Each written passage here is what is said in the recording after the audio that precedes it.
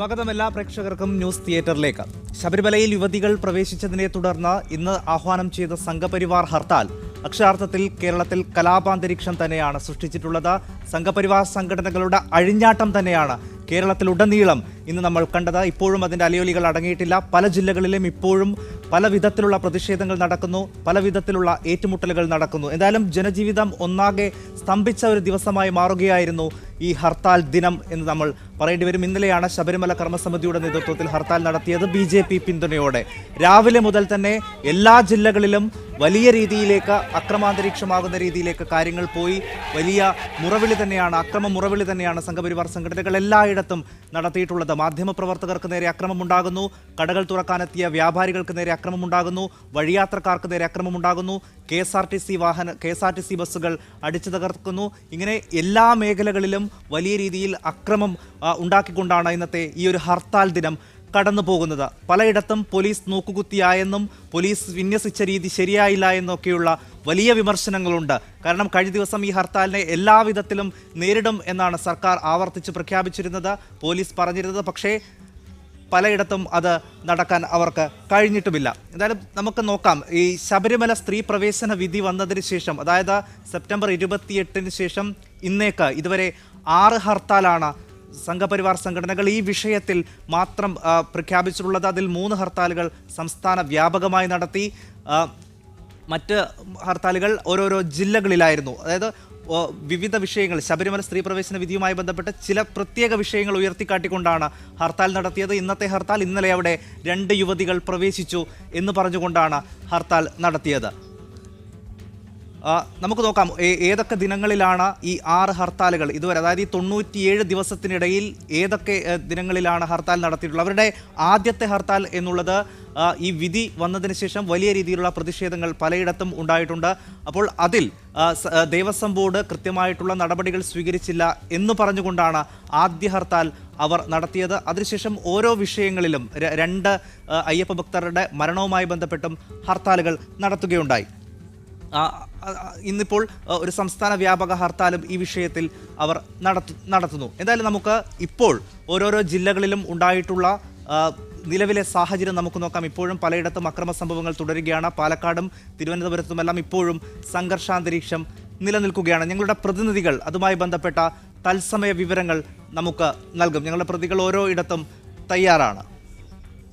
കൊച്ചിയിൽ നിന്ന് Levin K. വിജയനാണ് ആദ്യമായി വിവരങ്ങൾ നൽകുന്നത്. ലെവിൻ, ഇപ്പോഴത്തെ സാഹചര്യം എന്താണ്? ഇന്ന് രാവിലെ മുതൽ പലയിടത്തായി വലിയ രീതിയിലുള്ള അക്രമ സംഭവങ്ങൾ നടക്കുകയാണല്ലോ. ഇപ്പോൾ ശാന്തമായിട്ടുണ്ടോ ജില്ല?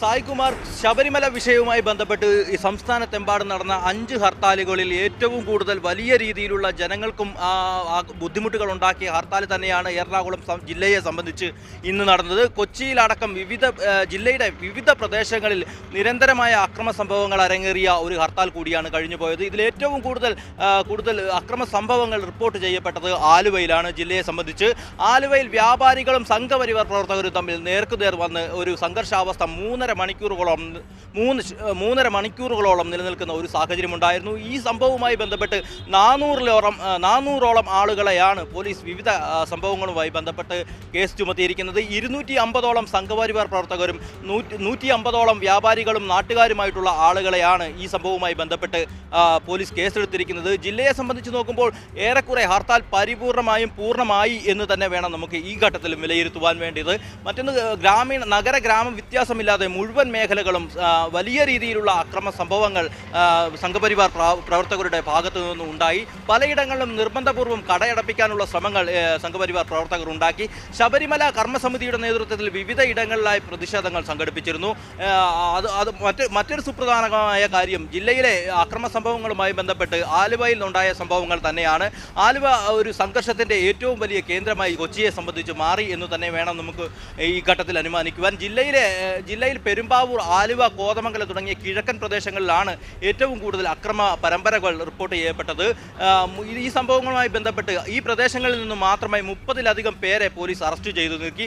ആലങ്ങാട്ട് CPM ഏരിയ കമ്മിറ്റി ഓഫീസിന് നേരെയും ജില്ലയിലെ മറ്റൊരു സ്ഥലത്ത് പോലീസ് സ്റ്റേഷന് നേരെയും കൊച്ചിയിൽ ഇന്ന് വ്യാപകമായ രീതിയിൽ രാവിലെ മുതൽ തന്നെ സംഘർഷമുണ്ടായത്. Levin K. വിജയനാണ് സംഘർഷം ഇതുമായി ബന്ധപ്പെട്ട റിപ്പോർട്ടുകൾ നൽകിയത്. ഇനി കോഴിക്കോട് നിന്ന് സാജിദ് അജ്മൽ കൂടി ചേരുകയാണ്. സാജിദ്, ഒരുപക്ഷെ ഇന്ന് വ്യാപാരികൾക്കടക്കം, കടകൾ തുറക്കാൻ ശ്രമിച്ച വ്യാപാരികൾക്കടക്കം വലിയ പ്രതിഷേധം നേരിടേണ്ടി വന്ന ഒരു ജില്ലയാണല്ലോ കോഴിക്കോട്. പല ഘട്ടങ്ങളിലും പോലീസും പ്രതിഷേധക്കാരും ഈ സമരക്കാരും നേർക്കുനേർ ഏറ്റുമുട്ടുന്ന ഒരു സാഹചര്യം പോലും ഉണ്ടായിരുന്നു. ഇപ്പോഴത്തെ സാഹചര്യം എന്താണ്?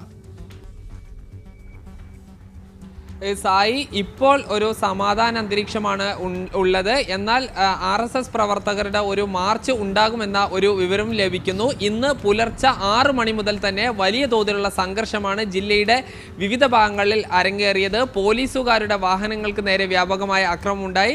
നമ്മുടെ ക്യാമറാമാൻ ഇർഷാദിനും കല്ലേറിൽ പരിക്കേൽക്കുകയുണ്ടായി. 10:00 കൂടിയിട്ടാണ് ഏറ്റവും വലിയൊരു സംഘർഷത്തിലേക്ക് നീങ്ങിയത്. നേരത്തെ തന്നെ ഇന്നലെ തന്നെ പ്രഖ്യാപിച്ചതിന് അനുസരിച്ച് വ്യാപാരി സംഘടനകൾ കടകൾ ഒന്നിച്ചെത്തി വ്യാപാരി സംഘടനകൾ കടകൾ തുറന്നിരുന്നു. ഇതിൽ പ്രതിഷേധിച്ചുകൊണ്ടാണ് ഒരു സംഘം യുവമോർച്ച പ്രവർത്തകരും സംഘപരിവാർ പ്രവർത്തകരും മിഠായി തെരുവിലേക്ക് എത്തുന്നതും വലിയ തോതിലുള്ള സംഘർഷം ഉണ്ടാക്കുകയും ചെയ്തത്. ഏതാനും പോലീസുകാർ മാത്രമായിരുന്നു ഉണ്ടായിരുന്നത്. 500-ലധികം വരുന്ന സംഘപരിവാർ പ്രവർത്തകർ വ്യാപകമായി കല്ലേറ് നടത്തുകയും വ്യാപാരികൾക്ക് നേരെ അക്രമം അഴിച്ചുവിടുകയും ചെയ്തു. എന്തായാലും അക്രമിയെ പോലീസിന്റെ കയ്യിൽ കിട്ടിയതിന് ശേഷം വിട്ടയച്ച ഒരു സംഭവം ഉണ്ടായി. ഇത് കൂടാതെ താമരശ്ശേരിയിൽ ഒരു കുടുംബം സഞ്ചരിച്ചിരുന്ന വാഹനങ്ങൾക്ക് നേരെ അക്രമം ഉണ്ടാകുകയും ഇവരുടെ ഒരു ആളുടെ കണ്ണിന് പരിക്കേൽക്കുന്ന ഒരു സാഹചര്യവും ഉണ്ടായി. എന്തായാലും ഇപ്പോൾ ഈ സംഘർഷത്തിന് അയവ് വന്നിട്ടുണ്ട്. സായി, അതാണ് കോഴിക്കോട് നിലവിലെ സാഹചര്യം. അതായത് ഇപ്പോഴും ഒരു ഭീഷണി അയഞ്ഞിട്ടില്ല. ഒരുപക്ഷെ RSS പ്രവർത്തകർ വീണ്ടും മാർച്ച് നടത്താമെന്നുള്ള ഒരു വിവരം കൂടി ഇപ്പോൾ പുറത്തു വരുന്നുണ്ട്. നിലവിൽ പ്രശ്നങ്ങളൊന്നുമില്ല. സാജിദ് അജ്മൽ കോഴിക്കോട് നിന്ന്. നമുക്ക് തിരുവനന്തപുരത്തെ വിവരങ്ങൾ കൂടി നോക്കേണ്ടതുണ്ട്. ശ്യാമാർ ബാബു വിവരങ്ങളുമായി. ശ്യാം, ഒരുപക്ഷെ ഇന്നലെ വൈകിട്ട് തുടങ്ങിയതാണ് തലസ്ഥാന നഗരി ഒരു യുദ്ധക്കളമായി മാറാൻ. പല ഘട്ടങ്ങളിലും CPM പ്രവർത്തകരും ഈ RSS പ്രവർത്തകരും ഒക്കെ മുഖാമുഖം വരുന്ന ഒരു കാഴ്ച കൂടി ഉണ്ടായിരുന്നു. ഇപ്പോൾ സ്ഥിതിഗതികൾ ശാന്തമാണോ? ഇനി ഈ രാത്രി കാലങ്ങളിൽ ഒരുപക്ഷെ ഒരു പ്രതിഷേധത്തിലുള്ള സാധ്യതയുണ്ടോ? സായികുമാർ, തിരുവനന്തപുരത്തെ സംബന്ധിച്ചിടത്തോളം കഴിഞ്ഞ ദിവസം ഉച്ചയ്ക്ക് ആരംഭിച്ച ആ വലിയ തോതിലുള്ള സംഘർഷം അതിന് അയവ് വന്നിരിക്കുന്നു എന്ന് തന്നെ പറയാൻ സാധിക്കും. ഇന്ന് ഏതാണ്ട് 2 മണിക്ക് ശേഷം ഒരു തരത്തിലുള്ള അക്രമ സംഭവങ്ങളും തിരുവനന്തപുരം നഗരത്തിൽ നിന്നോ സെക്രട്ടേറിയറ്റിൻ്റെ പരിസരത്ത് നിന്നോ റിപ്പോർട്ട് ചെയ്തിട്ടില്ല. ഇന്ന് രാവിലെയായിരുന്നു ഏറ്റവും പ്രധാനമായും കഴിഞ്ഞ ദിവസത്തിൻ്റെ ബാക്കി പത്രം എന്ന പോലെ ഇന്ന് രാവിലെയാണ് അത്തരത്തിലുള്ള അക്രമ സംഭവങ്ങൾ അരങ്ങേറിയത്.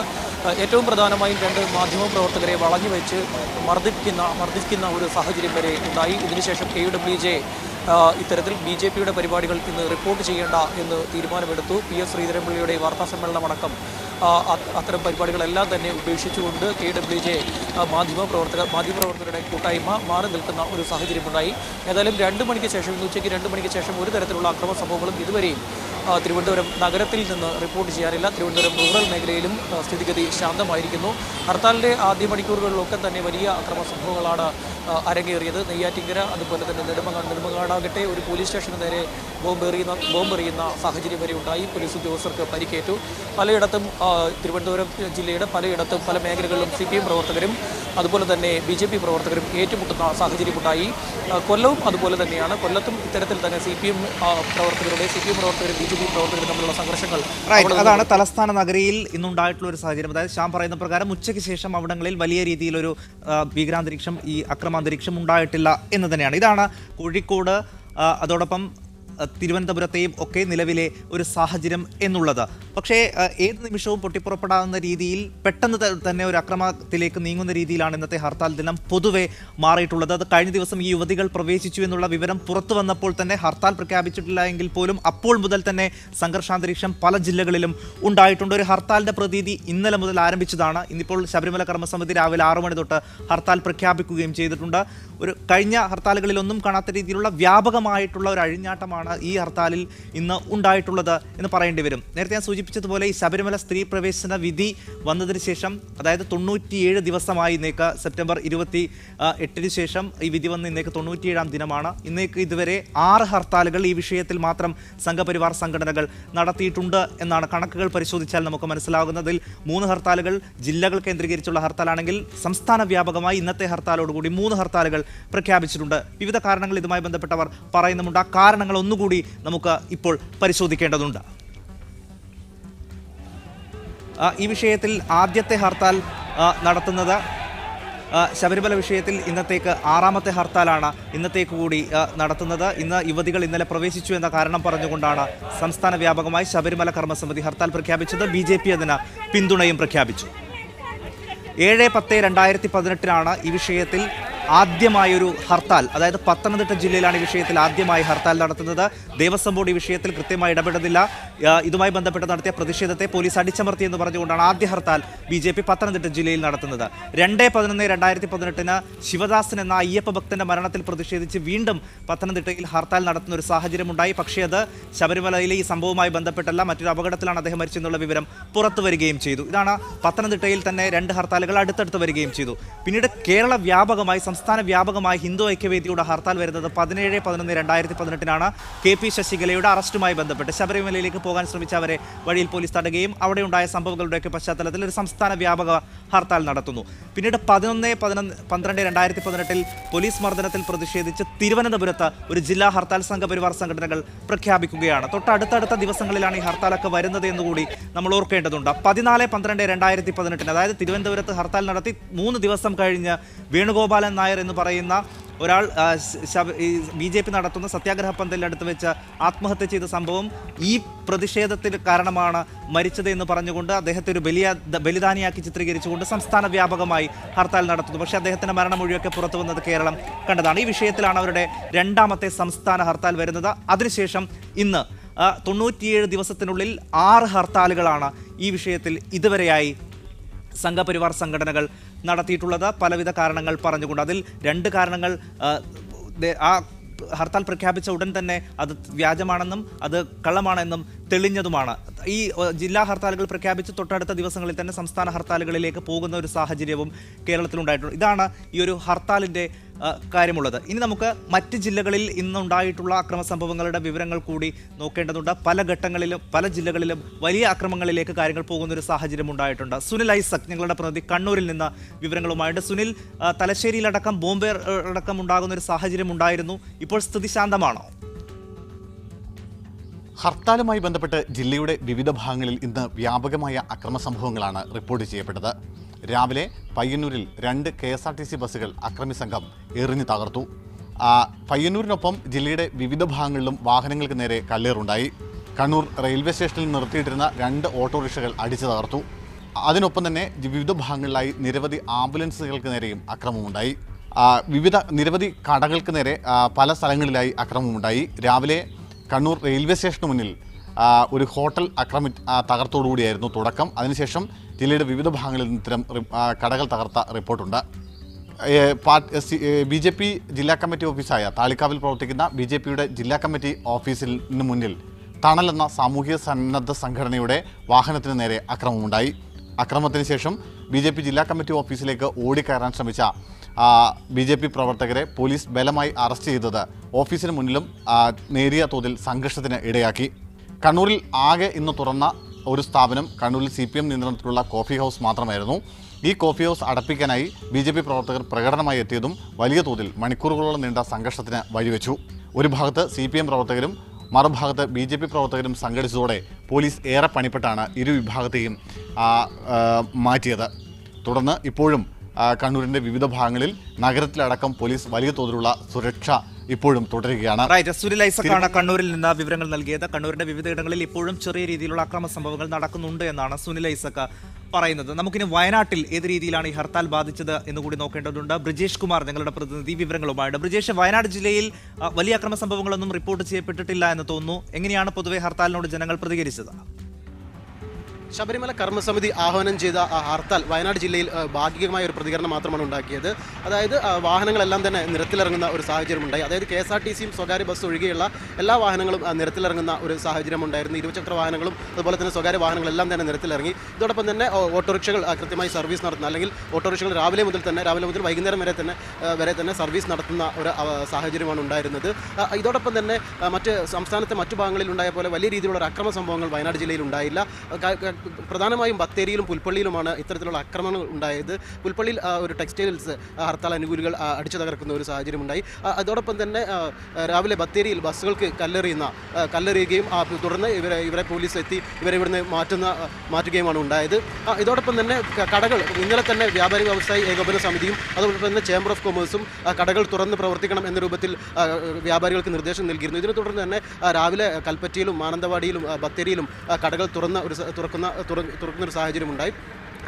ഇതോടൊപ്പം തന്നെ എന്നാൽ 50% കടകൾ മാത്രമാണ് തുറന്നത്. ചില കടകളൊക്കെ അതായത് പ്രധാനമായും വലിയ സ്ഥാപനങ്ങൾ ടെക്സ്റ്റൈൽസ് പോലുള്ള വലിയ ഹോട്ടലുകൾ പോലുള്ള സ്ഥാപനങ്ങളാണ് അടഞ്ഞുകിടുന്നത്. എന്നാൽ ചെറുകിട വ്യാപാരികളും അതോടൊപ്പം തന്നെ മറ്റ് പെട്ടിക്കട നടത്തുന്ന ആളുകളെല്ലാം തന്നെ കടകൾ തുറന്ന്.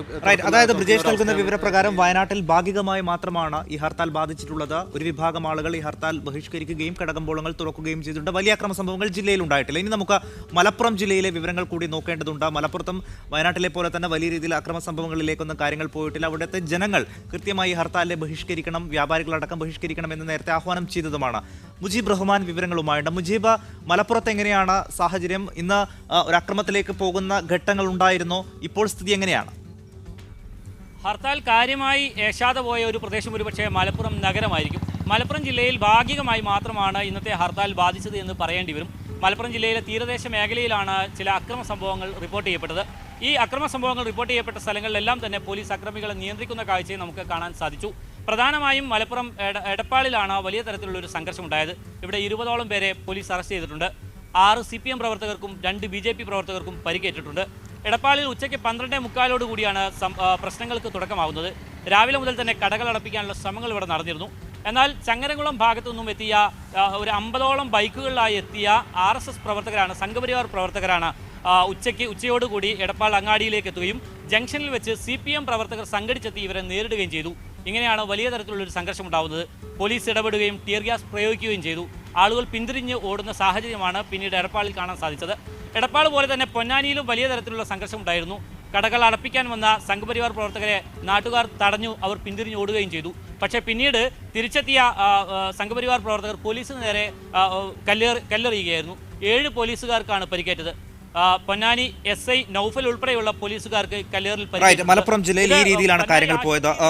അതായത് കാര്യമായ പ്രതിഷേധങ്ങൾ ഏൽക്കാത്ത ഒരു ജില്ല ഒരുപക്ഷെ മലപ്പുറം ജില്ലയായിരിക്കും, മുജീബ് റഹ്മാൻ റിപ്പോർട്ട് ചെയ്തതുപോലെ. ഇനി നമുക്ക് പാലക്കാട് ജില്ലയിൽ ഏത് രീതിയിലാണ് ഹർത്താൽ ബാധിച്ചതെന്ന് നോക്കാം. ഒരുപക്ഷെ ഏറ്റവും കൂടുതൽ സംഘർഷം ഉണ്ടായിട്ടുള്ള ഒരു ജില്ല, അല്പം മുമ്പ് പോലും ഒരു യുദ്ധക്കളമായി മാറിയിരുന്ന ഒരു ജില്ല പാലക്കാടാണ് എന്ന് പറയേണ്ടി വരും. CPM പ്രവർത്തകരും BJP പ്രവർത്തകരും മുഖാമുഖം ഏറ്റുമുട്ടുന്ന ഒരു സാഹചര്യമാണ് അല്പം മുമ്പ് വരെ പാലക്കാടുണ്ടായത്. TK ഹരീഷ് ഞങ്ങളുടെ പ്രതിനിധി അവിടുത്തെ വിവരങ്ങളുമായുണ്ട്. ഹരീഷ്, ഇപ്പോൾ സ്ഥിതി ശാന്തമാണോ? അല്പം മുമ്പ് വരെ വലിയ ഒരു കലാപാന്തരീക്ഷമായിരുന്നല്ലോ ജില്ലയിൽ ഉണ്ടായിരുന്നത്. പാലക്കാട് ജില്ലയിൽ വ്യാപകമായ അക്രമ സംഭവങ്ങളാണ് ഹർത്താൽ ദിനത്തിലുടനീളം ഉണ്ടായത്. നഗരത്തിലാവട്ടെ യുദ്ധസമാനമായ സ്ഥിതിവിശേഷവും പകൽ മുഴുവൻ ഉണ്ടായിരുന്നു. ഇന്ന് ഏറ്റവും പ്രധാനമായും ഒറ്റപ്പാലത്തും പാലക്കാടുമാണ് ആക്രമണ സംഭവങ്ങൾ ഉണ്ടായത്. രണ്ടിടത്തും പോലീസിന് ലാത്തിചാർജും ഗ്രനേഡ് പ്രയോഗവും നടത്തേണ്ടി വന്നു. ഒറ്റപ്പാലത്ത് ഈ അക്രമത്തിലേക്ക് പോയ സംഘപരിവാർ പ്രവർത്തകരെ പിരിച്ചുവിടാനായിരുന്നു പോലീസ് ലാത്തിചാർജും ടിയർ ഗ്യാസ് ഷെൽ പ്രയോഗവും നടത്തിയത്. ടിയർ ഗ്യാസ് ഷെൽ പ്രയോഗം നടത്തിയെങ്കിലും ആക്രമണ സംഭവങ്ങളിൽ 15ഓളം പോലീസുകാർക്ക് ഒറ്റപ്പാലത്ത് പരിക്കേറ്റു. പാലക്കാട് നഗരത്തിൽ സംഘപരിവാർ സംഘടനകൾ തീരുമാനിച്ച പ്രതിഷേധ പ്രകടനവുമായി ബന്ധപ്പെട്ടാണ് ആദ്യം അക്രമ സംഭവങ്ങൾ തുടങ്ങിയത്. പിന്നീട് അത് അങ്ങോട്ടും ഇങ്ങോട്ടുമുള്ള സംഘർഷത്തിലേക്ക് ഇരു വിഭാഗവും തമ്മിൽ, ഇടതുപക്ഷവും അതുപോലെ തന്നെ സംഘപരിവാർ സംഘടനവും തമ്മിലുള്ള പോരാട്ടത്തിലേക്ക് തന്നെ വഴിമാറി. ആദ്യം പ്രതിഷേധ പ്രകടനം തീരുമാനിച്ച സംഘപരിവാർ സംഘടനകൾ കൂട്ടമായി ആ പ്രതിഷേധ പ്രകടന സ്ഥലത്തേക്ക് വിക്ടോറിയ കോളേജിന് സമീപത്തേക്ക് വരുമ്പോഴാണ് ആദ്യമായി CPIM-ന്റെ ജില്ലാ കമ്മിറ്റി ഓഫീസിന് നേരെ കല്ലേറുണ്ടായത്. തുടർന്ന് CPIM ഓഫീസിനകത്ത് സംഘടിച്ചിരുന്ന പ്രവർത്തകർ തിരിച്ചും കല്ലെറിഞ്ഞു. ഈ സംഘർഷത്തിൽ അയവ് വരുത്തുന്നതിന് വേണ്ടി പോലീസ് ലാത്തിചാർജ് നടത്തി. പിന്നീട് വീണ്ടും പ്രകടന സ്ഥലത്തേക്ക് നീങ്ങിയ സംഘപരിവാർ പ്രവർത്തകർ അവിടെ സംഘടിച്ച് വീണ്ടും പ്രകടനം നടത്താൻ ശ്രമിച്ചെങ്കിലും പിന്നീട് CPIM ഓഫീസിന് മുന്നിലൂടെ പ്രകടനം നടത്താൻ പോലീസ് അനുവദിച്ചില്ല. ഇതിനെ തുടർന്ന് CPIM ഓഫീസിന് മുന്നിലുള്ള വഴിയിലൂടെ തന്നെ പ്രകടനം നടത്തണമെന്നാവശ്യപ്പെട്ട് 1.5 മണിക്കൂറോളം സംഘപരിവാർ പ്രവർത്തകർ അവിടെ കുത്തിയിരുന്നു. എങ്കിലും പിന്നീട് അവസാനം 1.5 മണിക്കൂറിന് ശേഷം അവർ പിരിഞ്ഞു പോവുകയാണെന്ന് പ്രഖ്യാപിച്ചതിന് ശേഷമാണ് പിന്നീടുള്ള അക്രമ സംഭവങ്ങൾ ഉണ്ടായത്. ആദ്യം CPI ഓഫീസിന് നേരെ കല്ലെറി നടത്തുകയായിരുന്നു. CPI ഓഫീസ് പാലക്കാട് ജില്ലയിൽ അക്ഷരാർത്ഥത്തിൽ ഒരു യുദ്ധക്കളമായി മാറിയ സാഹചര്യം തന്നെയാണ് അല്പം മുമ്പ് വരെ ഉണ്ടായത്. നേർക്കുനേർ ഏറ്റുമുട്ടുകയായിരുന്നു CPM പ്രവർത്തകരും BJP പ്രവർത്തകരും. TK ഹരീഷാണ് അവിടുത്തെ വിവരങ്ങൾ നൽകിയത്. ഇനി നമുക്ക് കാസർഗോഡ് ജില്ലയിൽ എങ്ങനെയാണ് ഇന്നത്തെ ഹർത്താൽ ബാധിച്ചതെന്ന് നോക്കാം. ഷഫീഖ് നസറുള്ള നൽകും വിവരങ്ങൾ. ഷഫീഖ്, കഴിഞ്ഞ ദിവസങ്ങളിലൊക്കെ വലിയ സംഘർഷമുണ്ടായ ഒരു ജില്ല കൂടിയാണല്ലോ, വനിതാ മതിലുണ്ടായ ആ ദിവസം അടക്കം. ഇന്ന് ഈ ഹർത്താൽ ഏത് രീതിയിലാണ് ജില്ലയെ ബാധിച്ചത്? കാസർഗോഡ് ജില്ലയിൽ ഹർത്താൽ ഭാഗികമായിരുന്നു. ഗ്രാമപ്രദേശങ്ങളിൽ കടകമ്പോളങ്ങൾ തുറന്നു പ്രവർത്തിച്ചു, വാഹനങ്ങൾ നിരത്തിലിറങ്ങി. എന്നാൽ KSRTCയും സ്വകാര്യ ബസ്സുകളും നിരത്തിലിറങ്ങാത്തത് നഗരപ്രദേശങ്ങളിലേക്ക് ആളുകൾ എത്തുന്നതിന് തടസ്സമുണ്ടായി. ഹർത്താലിൻ്റെ പേരിൽ നിരവധി അക്രമങ്ങളും ജില്ലയിൽ അരങ്ങേറി. ഏറെ അക്രമങ്ങളും ഉണ്ടായത് മഞ്ചേശ്വരം താലൂക്കിലാണ്. മഞ്ചേശ്വരം, കുഞ്ചത്തൂർ, ബന്ദിയോട്, ബായാർ ഉൾപ്പെടെയുള്ള മേഖലയിൽ ഹർത്താൽ അനുകൂലികൾ വ്യാപകമായ അക്രമമുണ്ടാക്കി. ബന്ദിയോട് കടകൾക്ക് നേരെ അക്രമം അഴിച്ചുവിട്ടു. 10ഓളം കടകൾക്ക് നേരെയാണ് അക്രമം ഉണ്ടായത്. കടകൾ എറിഞ്ഞു തകർത്തു. 10ലേറെ വാഹനങ്ങൾക്കും കേടുപാട് പറ്റിയിട്ടുണ്ട്. 3 പേർക്ക് കല്ലേറിൽ പരിക്കേറ്റു. കുഞ്ചത്തൂരിൽ ഒരു ഹോട്ടലിന് നേരെയാണ് അക്രമം ഉണ്ടായത്. CCTV ഉൾപ്പെടെയുള്ള സാധന സാമഗ്രികൾ അവിടെ നശിപ്പിക്കപ്പെട്ടു. അതാണ്, അതായത് സ്ഥാപനങ്ങൾ അടക്കം ആക്രമിക്കുന്ന രീതിയിലേക്കാണ് കാസർഗോഡ് ജില്ലയിൽ കാര്യങ്ങൾ പോയിട്ടുള്ളത്. ഇനി നമുക്ക് തൃശ്ശൂർ ജില്ലയിൽ എങ്ങനെയാണ് എന്ന് നോക്കേണ്ടതുണ്ട്. ജയേഷ് രാഘവൻ നൽകും അവിടുത്തെ വിവരങ്ങൾ. ജയേഷ്, തൃശ്ശൂർ ജില്ലയിൽ നമ്മൾ വെട്ടേൽക്കുന്ന, അതായത് BJP പ്രവർത്തകർക്കടക്കം വെട്ടേൽക്കുന്നൊരു വാർത്തയാണ് നേരത്തെ വന്നിരുന്നത്. കലാപാന്തരീക്ഷം, ഒരു സംഘർഷാന്തരീക്ഷം തന്നെയായിരുന്നു അവിടെ ഉണ്ടായിരുന്നത്. ഇപ്പോൾ സ്ഥിതി ശാന്തമാണോ? തൃശൂർ ജില്ലയുടെ പല ഭാഗങ്ങളിലും ഇന്ന് വ്യാപകമായ അക്രമ സംഭവങ്ങളാണ് ഹർത്താലിനോട് അനുബന്ധിച്ച് അരങ്ങേറിയത്. ഇതിൽ പ്രധാനം വാടാനപ്പള്ളിയിലുണ്ടായ BJP SDPI പ്രവർത്തകർ തമ്മിലുണ്ടായ സംഘർഷമാണ്. 5 BJP പ്രവർത്തകർക്കാണ് ഇവിടെ ഈ സംഘർഷത്തിൽ പരിക്കേറ്റത്. 3 പേർക്ക് വെട്ടേൽക്കുകയായിരുന്നു, 2 പേർക്ക് കല്ലേറിൽ പരിക്കേൽക്കുകയാണ് ചെയ്തത്. ഇവരെ നഗരത്തിലെ സ്വകാര്യ ആശുപത്രിയിൽ പ്രവേശിപ്പിച്ചിരിക്കുകയാണ്. BJPയുടെ ഗ്രാമപഞ്ചായത്ത് അംഗം ഉൾപ്പെടെയുള്ളവർക്കാണ് സംഘർഷത്തിൽ പരിക്കേറ്റത്. SDPI പ്രവർത്തകൻ്റെ ഉടമസ്ഥതയിലുള്ള ഒരു റെസ്റ്റോറൻറ്റ് BJP പ്രവർത്തകർ അടപ്പിക്കാൻ ശ്രമിച്ചതാണ് സംഘർഷത്തിൽ കലാശിച്ചത്. BJP പ്രവർത്തകർക്ക് റെസ്റ്റോറൻറ്റിലേക്ക് കയറി റെസ്റ്റോറൻറ്റ് അടയ്ക്കാൻ ആവശ്യപ്പെടുകയായിരുന്നു. ഈ സമയത്ത് അവിടെ സംഘടിച്ചു നിന്ന SDPI പ്രവർത്തകർ BJPക്കാരെ തടയുകയായിരുന്നു. ഇതാണ് സംഘർഷത്തിൽ കലാശിച്ചത്. നഗരത്തിൽ തൃശൂർ റൗണ്ട് കേന്ദ്രീകരിച്ചായിരുന്നു BJP പ്രവർത്തകരുടെ പ്രതിഷേധ പ്രകടനം. 2000-ഓളം പ്രവർത്തകരാണ്.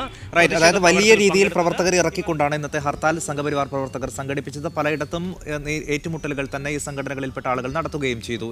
ജയേഷ് രാഘവനാണ് തൃശ്ശൂരിലെ വിവരങ്ങൾ നൽകിയത്. ആലപ്പുഴയിൽ ഏത് രീതിയിലാണ് നമുക്ക് ഹർത്താൽ മുന്നോട്ട് പോയതെന്ന് നോക്കേണ്ടതുണ്ട്. എബി തോമസ് വിവരങ്ങളുമായി. എബി, അല്പം മുമ്പ് വരെ സംഘർഷമുണ്ടാകുന്നു എന്ന തരത്തിൽ റിപ്പോർട്ടുകൾ ആലപ്പുഴ ജില്ലയിൽ നിന്ന് വന്നിരുന്നു. CPM അടക്കം പ്രതിഷേധ പ്രകടനം വൈകുന്നേരം നടത്തിയിട്ടുമുണ്ടായിരുന്നു. ഇപ്പോൾ സ്ഥിതി ശാന്തമാണോ? ജനജീവിതം സാധാരണ നിലയിലായിട്ടുണ്ടോ? ശബരിമല കർമ്മസമിതി സംസ്ഥാനമൊട്ടാകെ നടത്തിയ ഹർത്താലിൽ ആലപ്പുഴ ജില്ലയും ഏതാണ്ട് പൂർണ്ണമായും നിശ്ചലമായിരുന്നു. പൊതുഗതാഗത സംവിധാനം ഏതാണ്ട് പൂർണ്ണമായും നിലച്ച ഒരു അവസ്ഥ തന്നെയായിരുന്നു ആലപ്പുഴ ജില്ല. KSRTC ബസ്സുകളൊന്നും തന്നെ സർവീസ് നടത്തിയില്ല, സ്വകാര്യ ബസ്സുകൾ സർവീസ് നടത്തിയില്ല. ആലപ്പുഴ ഏറ്റവും അധികം ആശ്രയിക്കുന്ന ബോട്ട് സർവീസുകളും ഏതാണ്ട് പൂർണ്ണമായും നിലച്ചതോടെ പൊതുഗതാഗത സംവിധാനം ഏതാണ്ട് താറുമാറായ ഒരു അവസ്ഥ തന്നെയായിരുന്നു. രാവിലെ കഞ്ഞിക്കുഴിയിൽ 2 കടകൾക്കെതിരെ ഉണ്ടായ ആക്രമണത്തോടെയാണ് ഇവിടെയുള്ള ആക്രമണ സംഭവങ്ങളെല്ലാം തന്നെ ആരംഭിക്കുന്ന ഒരു സാഹചര്യം ഉണ്ടായത്. ആലപ്പുഴയിൽ മറ്റ് ഇടങ്ങളിലേക്കും ഇത്തരത്തിൽ ഇതിനെ തുടർന്ന് വ്യാപിക്കുന്ന ഒരു സാഹചര്യമായിരുന്നു. ആലപ്പുഴയിലേക്ക് രാവിലെ വന്നിരുന്ന കർണാടക RTCയുടെ ബസ്സിന് നേരെ കല്ലേറുണ്ടായിരുന്നു. ഇതിനെ തുടർന്ന് ഇന്നലെ വൈകിട്ടുണ്ടായ സംഭവങ്ങളുടെ അടിസ്ഥാനത്തിൽ വലിയ തോതിലുള്ള ആക്രമണങ്ങൾ KSRTC ബസ്സുകൾക്കെതിരെ ഉണ്ടായിരുന്നു. അതിനെ തുടർന്നാണ് KSRTC രാവിലെ മുതൽ സർവീസുകളെല്ലാം തന്നെ നിർത്തിവെക്കുന്ന ഒരു സാഹചര്യത്തിലേക്ക് അത്തരത്തിലൊരു തീരുമാനത്തിലേക്ക് എത്തുകയും ചെയ്തിരുന്നു. കടകമ്പോളങ്ങളെല്ലാം തന്നെ തുറന്നു പ്രവർത്തിക്കുമെന്ന് വ്യാപാരി വ്യവസായികളുടെ സംഘടനകൾ വ്യക്തമാക്കിയിരുന്നുവെങ്കിലും രാവിലെ ഏതാണ്ട് ഒറ്റപ്പെട്ട കടകൾ മാത്രമാണ് തുറന്നു പ്രവർത്തിക്കുന്നത്. ആലപ്പുഴ ജില്ലയിൽ പൂർണ്ണമായും നിശ്ചലമാകുന്ന ഒരു സാഹചര്യം തന്നെയാണ് ഇന്നത്തെ ദിവസം ഉണ്ടായത്. ഇനി പത്തനംതിട്ട ജില്ലയിലേക്ക് പോവുകയാണ്. പ്രേംലാൽ പ്രബുദ്ധൻ നൽകും പത്തനംതിട്ട ജില്ലയിലെ വിവരം. പ്രേംലാൽ, പത്തനംതിട്ട ജില്ലയിൽ എങ്ങനെയാണ്? ശബരിമല അടക്കം ഉൾപ്പെടുന്ന ഒരു ജില്ല കൂടിയാണല്ലോ. ഏത് രീതിയിലാണ് ഈ പ്രതിഷേധം ഇന്നുണ്ടായത്? ഹർത്താലിൽ പത്തനംതിട്ട ജില്ലയിൽ വ്യാപക അക്രമ സംഭവങ്ങളാണ് ഉണ്ടായത്. പ്രത്യേകിച്ചും റാന്നി, പന്തളം, പുല്ലാട് പ്രദേശങ്ങൾ കേന്ദ്രീകരിച്ച് റാന്നിയിൽ BJP നടത്തിയ മാർച്ച് അക്രമാസക്തമായി CPM പാർട്ടി ഓഫീസിലേക്ക് കല്ലേറുണ്ടായി. ഇവിടെ CPMൻ്റെ പ്രാദേശിക നേതാവിന് മർദ്ദനമേറ്റു. ഒരു വാഹനത്തിന് നേരെ കല്ലേറുണ്ടായി. റാന്നി താലൂക്ക് ആശുപത്രിയിലെ ആംബുലൻസിൻ്റെ കാറ്റഴിച്ചു വിടുന്ന നിലപാട് വന്നു. അടൂരിൽ BJP പ്രവർത്തകരും CPM പ്രവർത്തകരും തമ്മിലുള്ള സംഘർഷം ഏറ്റുമുട്ടലിൽ എത്തി. ഇവിടെ ഒരു പോലീസ് ഉദ്യോഗസ്ഥന് കല്ലേറിൽ പരിക്കുപറ്റി. 2 KSRTC ബസ് ഇവിടെ അടിച്ചു തീർക്കപ്പെടുകയും ചെയ്തു. 7 BJP പ്രവർത്തകരെ സംഭവങ്ങളുമായി ബന്ധപ്പെട്ട് അറസ്റ്റ് ചെയ്തിട്ടുണ്ട്. പുല്ലാട് CPMൻ്റെ ഏരിയ കമ്മിറ്റി ഓഫീസിന് നേരെ കല്ലേറുണ്ടായി. പന്തളത്ത് കർമ്മസമിതി പ്രവർത്തകൻ്റെ മരണവുമായി ബന്ധപ്പെട്ട് നടന്ന പ്രതിഷേധ പ്രകടനം അക്രമാസക്തമായി. CPMൻ്റെ ഏരിയ കമ്മിറ്റി ഓഫീസിന് നേരെ കല്ലേറുണ്ടായി. പോലീസ് ഏറെ പണിപ്പെട്ടാണ് പ്രവർത്തകരെ അവിടെ നിന്ന് പിരിച്ചുവിട്ടത്. ശബരിമല യുവതി പ്രവേശവുമായി ബന്ധപ്പെട്ട പ്രതിഷേധത്തിനിടെയാണ് CPM BJP സംഘർഷവും തുടർന്നുള്ള കല്ലേറിൽ ചന്ദ്രൻ കർമ്മസമിതി പ്രവർത്തകൻ ചന്ദ്രന് തലയ്ക്ക് ഗുരുതരമായി പരിക്കേറ്റത്. തുടർന്ന് ഇന്നലെ രാത്രി 8 മണിയോടുകൂടി ഇദ്ദേഹത്തിൻ്റെ മരണം തിരുവല്ലയിലെ സ്വകാര്യ ആശുപത്രിയിൽ വെച്ച് സംഭവിക്കുകയായിരുന്നു. പോസ്റ്റ്മോർട്ടം റിപ്പോർട്ടിൽ തലയ്ക്കുണ്ടായ ഗുരുതരമായ പരിക്കാണ് മരണകാരണമെന്ന് വ്യക്തമാണ്. ഇത് സംബന്ധിച്ച് മുഖ്യമന്ത്രി നടത്തിയ പ്രസ്താവന വിവാദമായിരുന്നു. ഹൃദയാഘാതമാണ് മരണകാരണമെന്നായിരുന്നു മുഖ്യമന്ത്രിയുടെ പ്രസ്താവന. ഇതിനെതിരെ ബന്ധുക്കൾ രംഗത്ത് വരികയും ചെയ്തു. അതായത് ഇനി വരും ദിവസങ്ങളിലും പ്രേംലാൽ അവസാനം പറഞ്ഞ മരണവുമായി ബന്ധപ്പെട്ടുള്ള വിവാദങ്ങൾ വരും ദിവസങ്ങളിലും തുടരും എന്ന് തന്നെ വേണം മനസ്സിലാക്കാൻ. പത്തനംതിട്ട ജില്ലയിലെ കാര്യങ്ങളാണ് പ്രേംലാൽ നൽകി. ഇതിന് അസർ കോട്ടയം ജില്ലയിലുണ്ടായ ഹർത്താലിനെ കുറിച്ചുള്ള വിവരങ്ങൾ നൽകാം. അസർ, എങ്ങനെയാണ് കോട്ടയം ജില്ലയിൽ ഹർത്താൽ ബാധിച്ചത്? വലിയ രീതിയിൽ സംഘർഷങ്ങൾ വിവിധയിടങ്ങളിൽ ഉണ്ടായിട്ടുണ്ടോ? ശബരിമല കർമ്മസമിതി ആഹ്വാനം ചെയ്ത ഹർത്താൽ കോട്ടയം ജില്ലയിലും പൂർണ്ണമായിരുന്നു എന്ന് തന്നെ വേണം പറയാൻ. ഈ ഹർത്താലിന് കടകമ്പോളങ്ങൾ തുറന്നു പ്രവർത്തിക്കുമെന്നാണ് വിവിധ വ്യാപാര സംഘടനകൾ അറിയിച്ചിരുന്നത്. എന്നാൽ രാവിലെ 6 മണി മുതൽ വൈകിട്ട് 6 മണി വരെയായിരുന്നു ഇന്നത്തെ ഒരു ഹർത്താൽ നടന്നിരുന്നത്. ഈ ഘട്ടങ്ങളിലൊന്നും കോട്ടയം നഗരത്തിലെ ഒരു കടകളും തുറന്നു പ്രവർത്തിച്ചിരുന്നില്ല.